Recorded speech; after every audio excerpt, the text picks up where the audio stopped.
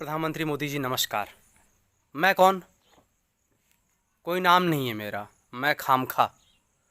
मैं वो हूँ जिसने 2014 तथा 2019 के चुनाव में आपके लिए फेसबुक तथा व्हाट्सएप पर प्रचार किया था। मैं वो हूँ जो क्लास में अकेले बहस करके खड़ा हो जाता था, नहीं मोदी जी सबसे अच्छे हैं। मैं वो हूँ जिसकी बहसें अपने बेस्ट फ्रेंड से हुई हैं इसलिए कि वो लोग कहते थे कि आप फेंकू हैं। मैं कहता था नहीं, मोदी जी ही इस देश के विकास पुरुष हैं और वो युवाओं को 2 करोड़ रोजगार देंगे।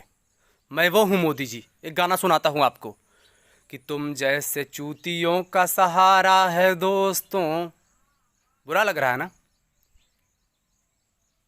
बातें बुरी नहीं लग रही होंगी आपको, मेरी राग बुरी लग रही होगी।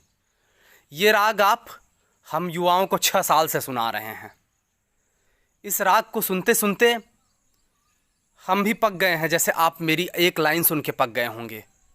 आपके तक आवाज़ पहुंचेगी कि नहीं पहुंचेगी या बीच में रोक ली जाएगी, लेकिन मैं कहना ज़रूर चाहूँगा कि मत कहो आकाश में कोहरा घना है, यह भी किसी की व्यक्तिगत आलोचना है।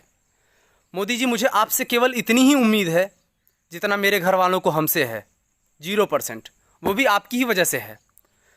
अब मोदी जी आप पूछेंगे मुझसे मेरी शिकायत क्या है।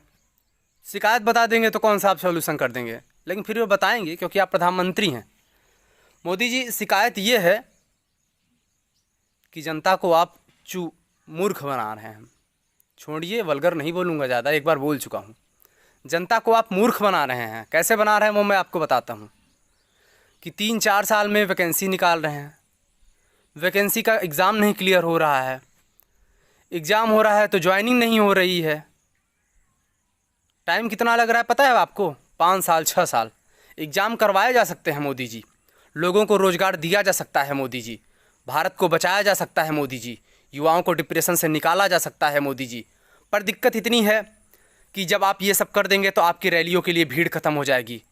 फेसबुक और व्हाट्सएप पे लड़ने के लिए युवाओं की टोली नहीं रह जाएगी, जहर की खेती बंद हो जाएगी, मंदिर बन जाएगा, मंदिर के सामने भीख मांगने वाले नहीं रहेंगे। मनसा हम भी समझते हैं आपकी, पर क्या कहें मोदी जी। मोदी जी आपने तो रेलवे ट्रेन उस पे स्टेशन पे चाय बेची है ना। खैर वो अलग बात है कि आप आज स्टेशन ही बेच दे रहे हैं, लेकिन जो घर पे जो गरीब किसान है ना, जिसके पास 2-3 बीघे ज़मीन है, वो अपने अरमानों के गिरवी रख के अपने लड़कों को पढ़ने भेजता है और उस लड़के को भी उम्मीद होती है कि 3-4 साल मन लगा के पढ़ दूंगा तो मेरे घर की सारी कठिनाइयाँ दूर हो जाएंगी। आपको पता है मोदी जी कि अब 4 साल में कोई एक वैकेंसी नहीं क्लियर होती है ना, तो उसके बाप और उसकी माँ पे क्या बीतती होगी। उसके पड़ोसी पूछते भी ना होंगे ना कि अरे लड़का आपका क्या कर रहा है, तो अभी शांत रह के बस इतना जवाब दे देता होगा कि वैकेंसी देख रहा है। आपके साथ भी यही किया जाए मोदी जी। 24 बहुत देर नहीं है, सिंहासन खाली करो कि जनता आती है। मैं ज़्यादा आपसे कहना नहीं चाहूँगा, अब भी उम्मीद है, अब भी वक्त है। युवाओं की बात सुनिए आप। और मीडिया को 4th पिलर कहा जाता था डेमोक्रेसी की। आज 4 लोगों को कंधा देने की ज़रूरत है, वो 100 के समान हो गया है।